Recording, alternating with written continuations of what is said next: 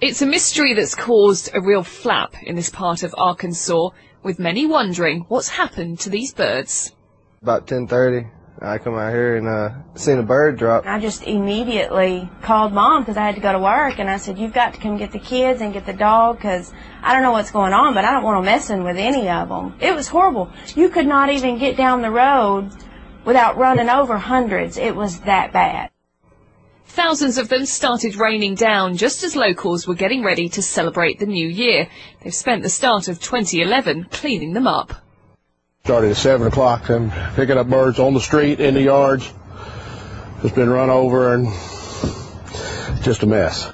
So, spooky omen or natural causes? Well, that's what these teams are now trying to work out. They've flown over the area to test the air and say that's all clear, but not everyone is convinced. Walking around in masks, and I'm wondering, do we need the same thing? Because what makes that happen for them just to drop out of the sky like that? I asked these guys who was out here picking them up, and they don't seem to know anything. Nobody knows anything. Just kind of freaked everybody out. Lightning, hail and fireworks are some of the causes that experts are now looking into as they try and figure out what's caused this bolt out of the blue, and residents of all sizes will be waiting to hear their answers. Rhiannon Mills, Sky News.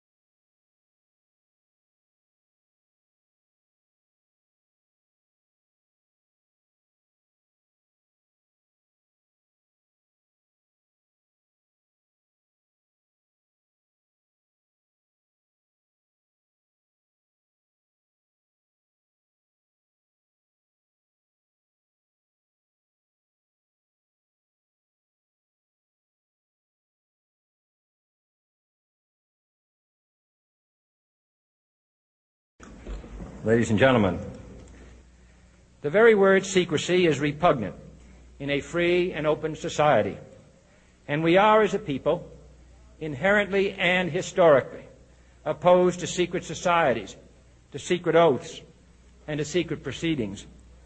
We decided long ago that the dangers of excessive and unwarranted concealment of pertinent facts far outweighed the dangers which are cited to justify it.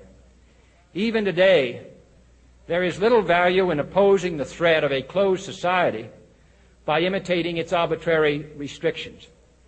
Even today, there is little value in ensuring the survival of our nation if our traditions do not survive with it. And there is very grave danger that an announced need for increased security will be seized upon by those anxious to expand its meaning to the very limits of official censorship and concealment. That I do not intend to permit to the extent that it's in my control. And no official of my administration, whether his rank is high or low, civilian or military, should interpret my words here tonight as an excuse to censor the news, to stifle dissent, to cover up our mistakes, or to withhold from the press and the public the facts they deserve to know. For we are opposed around the world by a monolithic and ruthless conspiracy that relies primarily on covert means for expanding its sphere of influence, on infiltration instead of invasion, on subversion instead of elections, on intimidation instead of free choice, on guerrillas by night instead of armies by day. It is a system which has conscripted vast human and material resources into the building of a tightly knit, highly efficient machine that combines military, diplomatic, intelligence, economic, scientific, and political operations. Its preparations are concealed, not published. Its mistakes are buried, not headlined. Its dissenters are silenced, not praised. No expenditure is questioned, no rumor is printed, no secret is revealed. No president should fear public scrutiny of his program, for from that scrutiny comes understanding, and from that understanding comes support or opposition, and both are necessary. I am not asking your newspapers to support an administration, but I am asking your help in the tremendous task of informing and alerting the American people. For I have complete confidence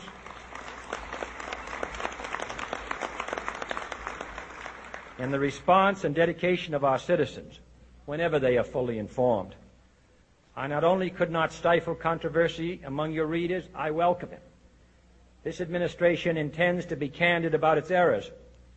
For as a wise man once said, an error doesn't become a mistake until you refuse to correct it. We intend to accept full responsibility for our errors, and we expect you to point them out when we miss them. Without debate, without criticism, no administration and no country can succeed, and no republic can survive. That is why the Athenian lawmaker Solon decreed it a crime for any citizen to shrink from controversy.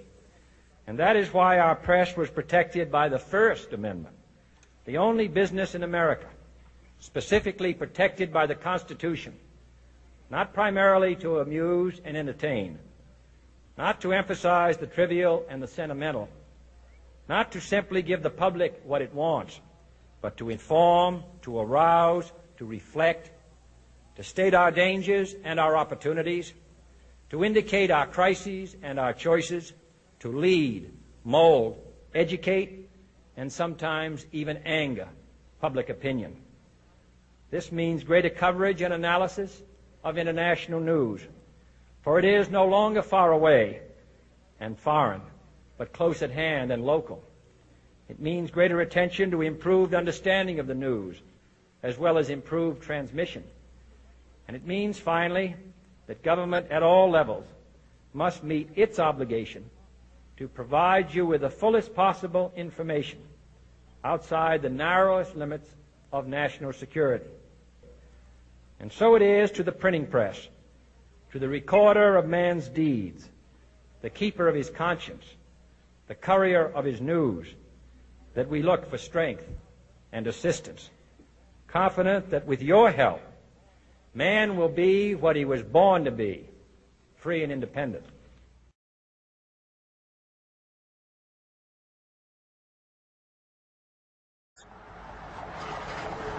There is a growing citizens movement demanding an explanation of chemtrails. And I talked to my NSA buddies at Fort Carson, Peterson Air Force Base, and Buckley, where I was actually their doctor taking care of the pilots flying and spraying the chemtrails. So I know it's real. If anybody says it's not real, they're full of it. It's not the same as conducting some localized test for some defensive project. This is open air operations. It's not a test. This thing is in place.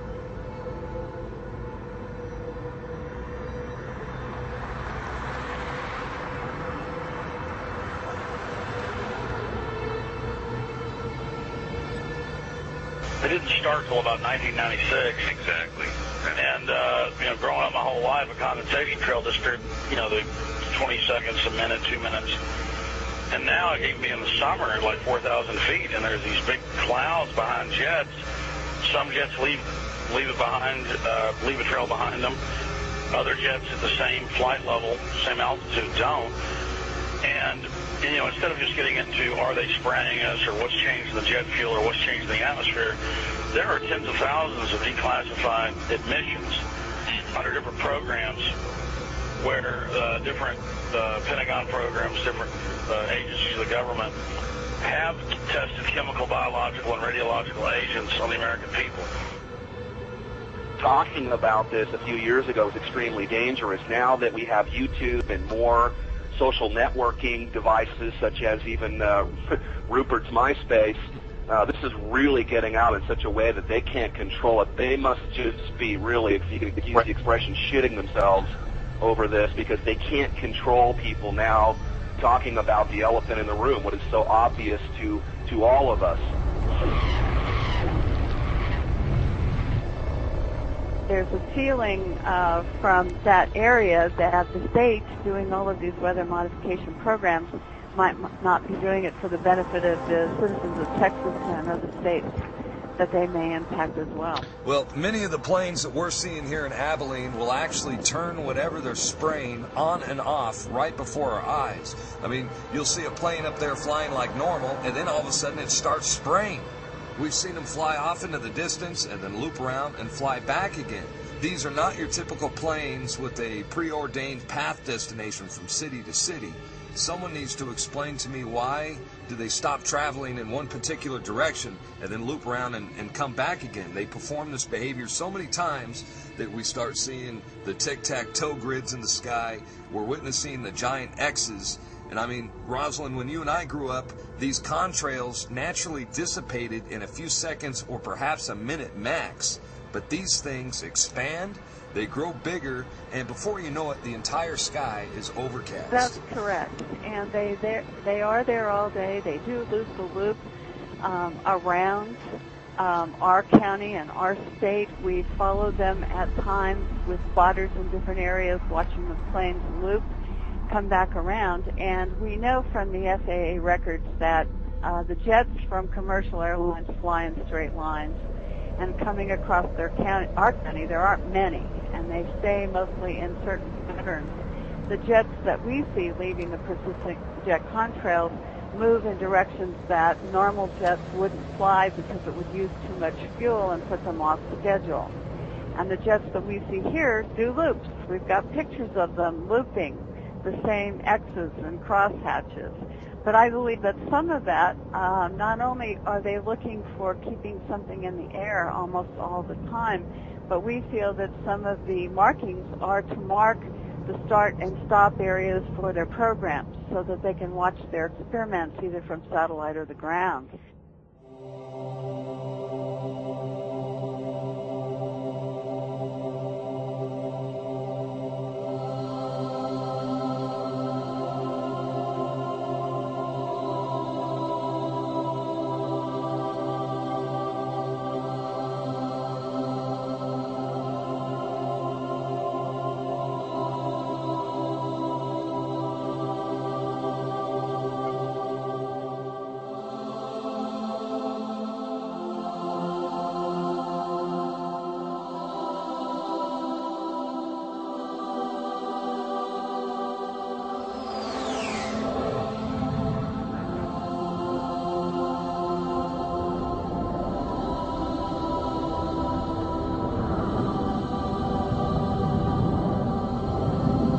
Why do they want to keep this quiet? Why aren't they talking about this? Why don't they want us talking about it? And you can only come to the conclusion that they're hiding something. Now, do you believe that this is a full-scale secret operation that includes not only the U.S. but Europe and the rest of the world?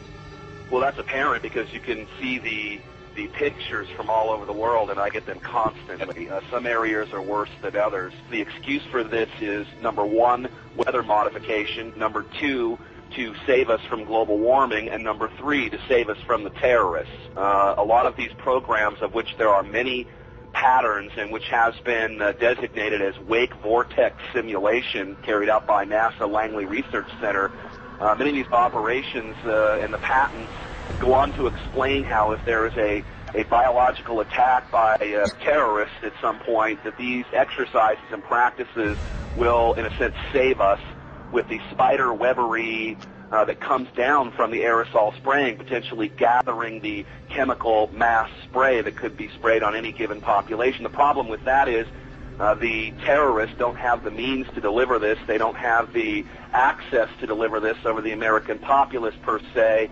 And the only people who have been doing this, that is biological experiments on the American people, is the military themselves, which has been admitted from everything from Operation Shad to the spraying that happened in San Francisco, I believe back in the 60s and the 70s, that literally killed people.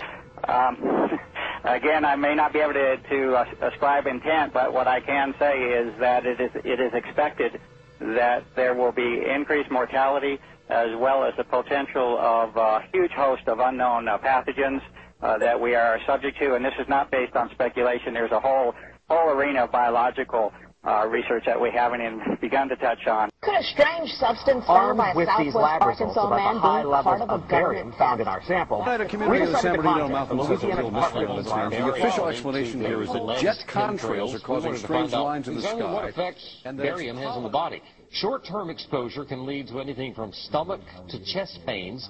Long-term exposure causes blood pressure problems. Ryan addressed concerns by chemtrail researchers that barium could be meant to wear down a person's immune system. You're talking about dominating our air supply without the human consent in a way that is difficult for many of us certainly to conceive, and certainly many of us refuse to accept it even in the light of sufficient and overwhelming evidence.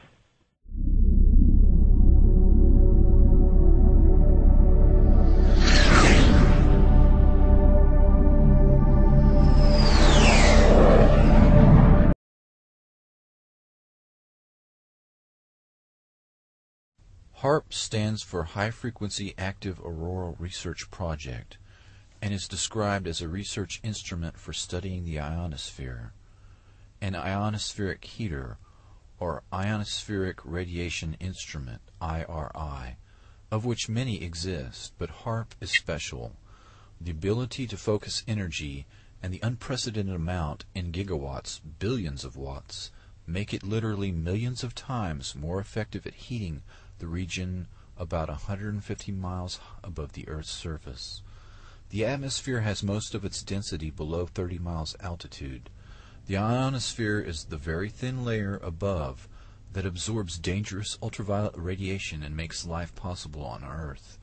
There is very little mixing normally between the two layers, but disturbances in the ionosphere translate to changes in weather, such as normally occurring sunspots and the solar wind.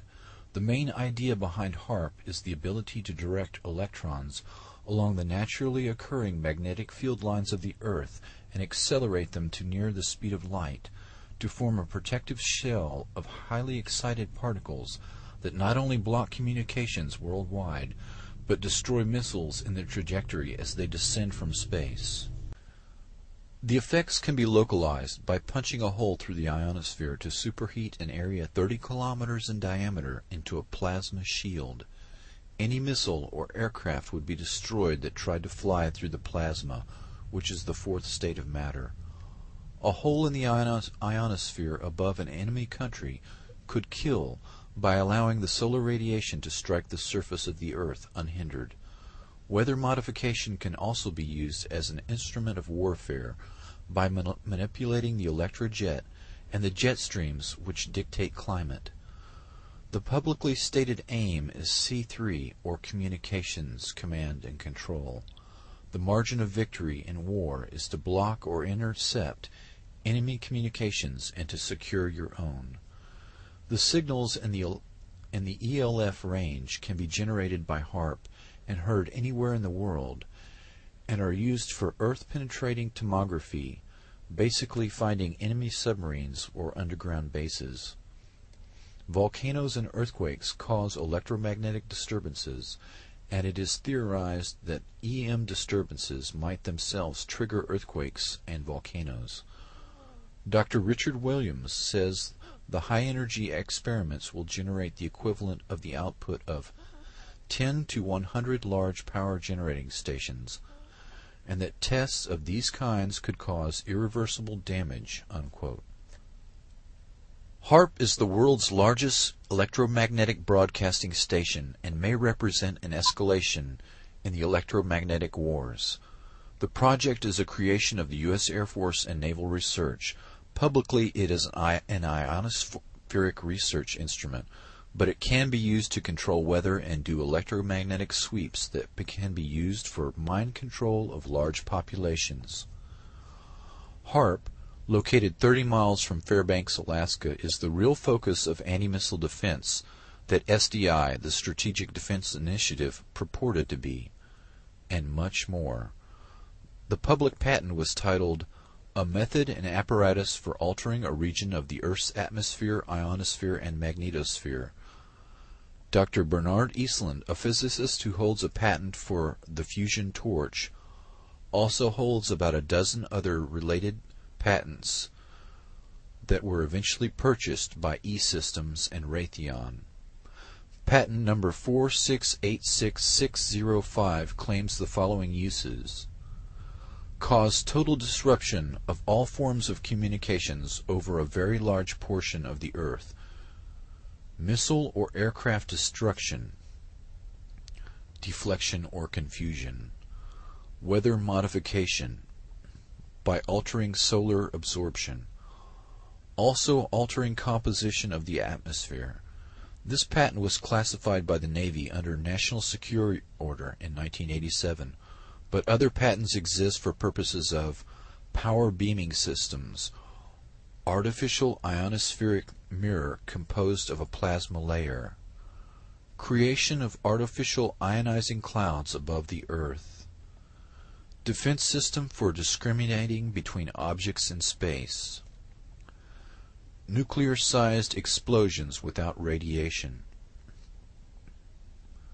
Dr. Yarrow states, Earth's axial spin means that a burst lasting more than a few minutes will slice through the ionosphere like a microwave knife, producing not a hole, but a long tear and incision, unquote.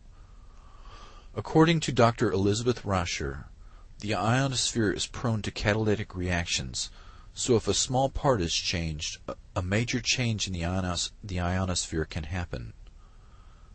HAARP documents admit that 1,000-fold greater amounts of energy can be released in the ionosphere than are injected. Stanford University experiments beaming radio waves, very low-frequency waves, into the magnetosphere detected the signals halfway around the world. Some were amplified 1,000 times. HAARP documents describe intentionally trying to get a runaway effect in the ionosphere. The instabilities commonly studied are approaching their maximum radio frequency energy dissipative capacity, beyond which the plasma processes will run away until the next limiting factor is reached, unquote. The first atomic weapons testing was done without knowing if the chain reaction would stop or keep going. Dr. Robert Oppenheimer admitted years later that, quote, the government knew that the scientists didn't know, unquote. The decision to pulse several gigawatts of energy into the ionosphere could cross a threshold. Walter Richmond wrote an account of such an event in a book entitled The Lost Millennium. The event began with a solar tap, a planetary short circuit. Quote, the surge of power became an avalanche. At the pole in the vertical plane of the Earth's magnetic field where the winds of magnetism would not rise to blow it out, 1 trillion watt-seconds of energy unleashed their fury on the polar cap in the first flash. Even as it discharged, the ionosphere was recharged from the solar furnace. The first flash became a mighty roar that poured an increased and now steady stream of energy through the now stabilized short circuit. Kilocubit after kilocubit of frozen wasteland boiled.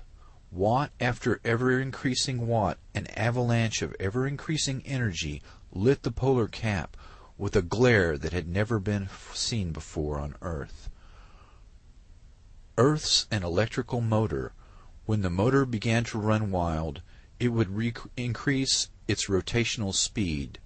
Eventually, the Earth would explode from increased centrifugal stress. Dr. Teller tried to sell Alaska on Project Plowshare, the use of 6 thermonuclear weapons to excavate a harbor at Cape Thompson, Alaska.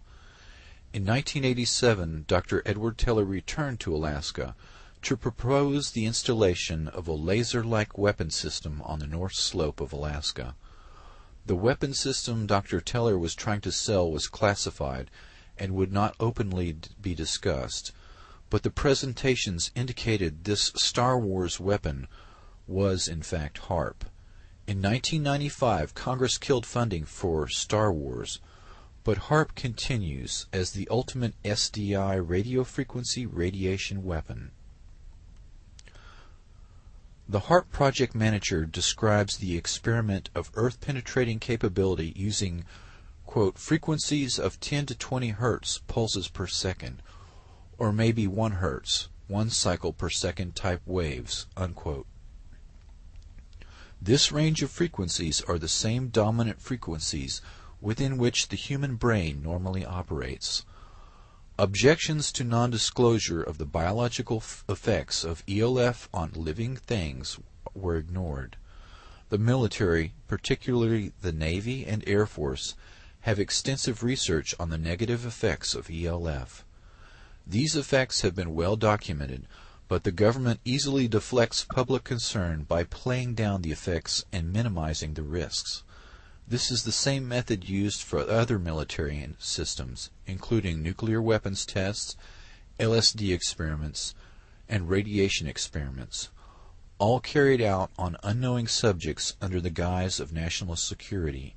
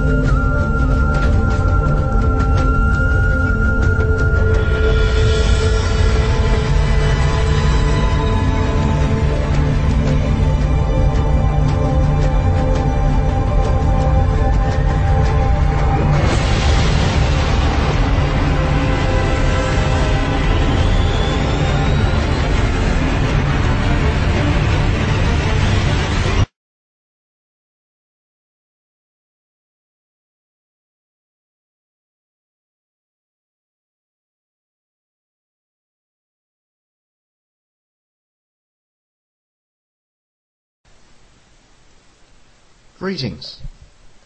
This is an earthquake watch for January 5, 6 and 7.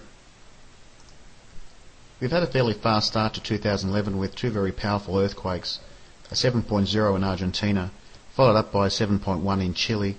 It appears that during the watch period we may be receiving one or two similar sized earthquakes. The GOES X-ray flux monitor is showing a little bit of signs of life right now, and it appears that two very large coronal hole speed streams are about to be recorded in this monitor. So I do believe that we are coming up to a period where some significant earthquakes are possible, and it's also worth noting that the solar winds are at fairly low levels. The Space Weather Prediction Centre's information is advising us that it's going to be quiet for the next 3 days, and that's fairly laughable when you consider that they advised us that January 1, 2 and 3 was also going to be quiet, and we did receive two very strong earthquakes. We are limited with some imagery, and I'm going to be going to the images that I have been using the last few videos, and this is the Hinode XRT on solar monitor, and we are looking at some significant coronal holes that are about to be heading our way, or earth facing.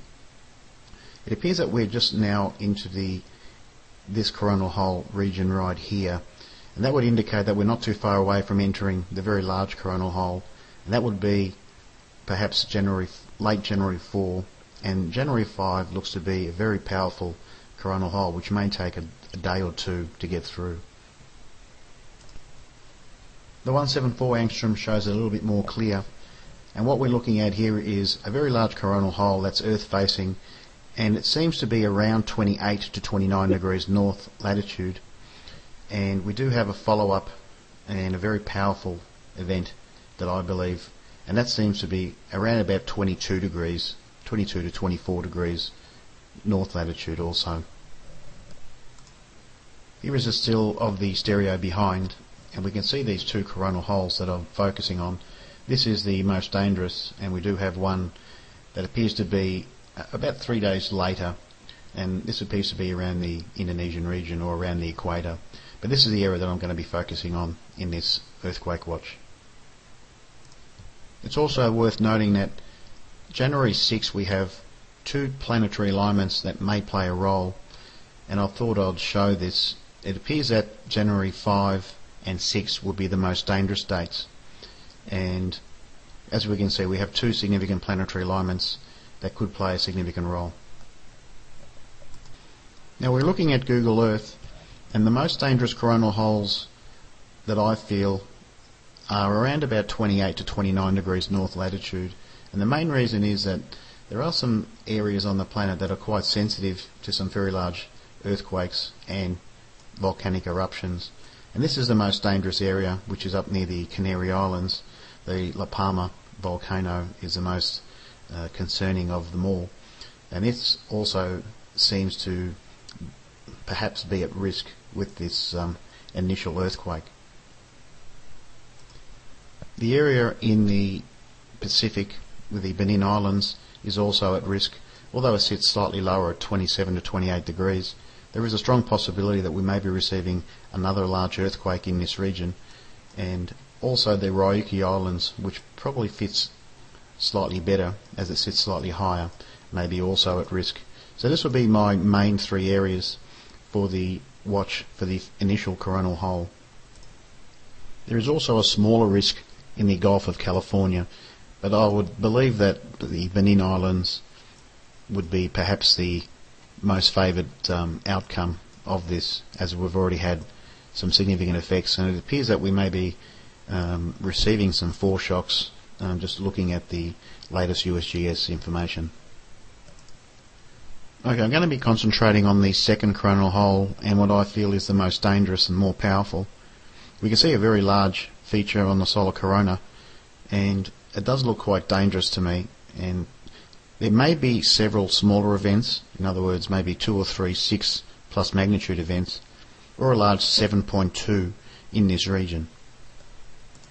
Now with the 174 angstrom we see a slightly different image, and we get to see sort of like an island sort of feel towards this, and this to me does feel like it is Taiwan, and although the region around does seem to be a little bit less pronounced, we do have a very interesting little feel towards this. And this is the Taiwan region, and I did mention this in my last video. I did expect some earthquakes in and around the northern hemisphere, around about the base of Taiwan leading up to the middle, and we didn't get anything much in this region, just a lot of 4-point somethings around regions that had never had quakes before. I am quite concerned about this area, and there is a potential of a 7.2 earthquake at least in this region, so I would be quite concerned for Taiwan for this watch period. The base of the Gulf of California may be in play again also, and that is a concern. We did get a fairly large earthquake not too long ago, and it appears that around the Tropic of Cancer may be the target zone for this second earthquake, but it does appear that it may be land-based. And my final area would be in the China region, Yunnan, China, and extending out towards Myanmar, China border. So that would be my earthquake watch for January 5, 6 and 7. It appears that we may be receiving 1 or 2 earthquakes, perhaps of similar magnitude than what was recorded on January 1 and 2. So it appears to be a very dangerous time as far as earthquakes are concerned. And there is one last area that I will mention. We did get some significant earthquakes in Benin Islands last month, and we do have a geological feature here. This is about 5,000 metres deep, and there's a lot of weight going on the ocean floor that perhaps created the extra forces needed for this large earthquake. Now, it rises up to about 2,000 metres and then it drops again. And I feel that we may be receiving something on this side of the trench, so that would be the Volcano Island. So that would be my last area of watch, and that's my earthquake watch. Thanks for watching. This is a natural disaster on such a scale that the civil authorities are as swamped as the land they govern. So the military has been deployed to bring vital supplies to communities which have been cut off. The city of Rockhampton, population 75,000, is already under 30 feet of water, and the rapidly rising River Fitzroy has not yet peaked. The airport is closed, all of the roads are submerged. Contingency plans are being made to move food either by barge or by helicopter into Rockhampton by Defence Force work. Volunteers have been filling sandbags which they hope may offer some protection, but it's seldom enough. No mattresses, no. All electrical goods are gone, everything. It's, don't know. All the time and effort everyone done, sandbagging, for nothing. The vast area which is underwater is equal in size to France and Germany combined, and though much of it is sparsely populated, 200,000 Queenslanders are directly affected. And the rest of Australia will be hit by the consequences. With crops destroyed, the price of fruit and vegetables will rise. 50% of the crop's still in the paddock, so we're actually going for it, trying to get as much off as possible before the water inundates them. Major exports like coal have also been hit. The state and federal governments must offer emergency aid. The Prime Minister has approved Category C assistance to small businesses and to rural producers. This entitles small businesses and agricultural producers to grants. The police deny that looting has been a major problem, but they need to show they can protect homes, or residents will resist attempts to enforce evacuations. And looters with the boats, they're the worry, but the police, have been good. We've marked the pole there, and that's how high it's supposed to be when it peaks. So if it starts getting higher than that, then we'll start worrying. Then we'll start worrying. 10 deaths in the past few weeks have been attributed to the floods, mostly people who've tried to force their cars through flooded roads and been swept away. Monsoon rains in tropical parts of the state often bring flooding at this time of year, but the deluge has come on top of above-average rainfall in early summer. Riverbanks have burst and the land is saturated. It could be a month before the water subsides. Ian Woods, Sky News, Sydney.